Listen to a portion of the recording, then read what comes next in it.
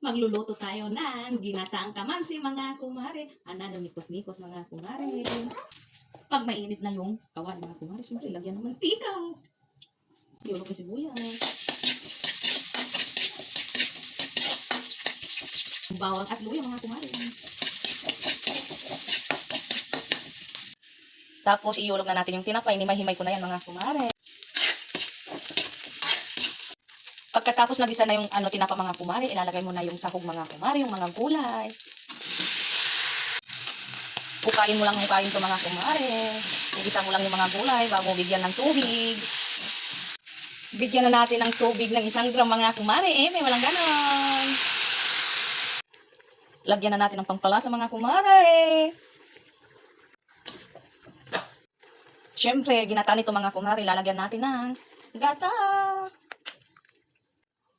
Lagyan natin ng sili mga kumare. Antayin na lang natin maluto yung mga gulay mga kumare. Kaya pagkatapos, pag naluto tong gulay mga kumare, anong gagawin? Kainan na mga kumare. Kaya bye!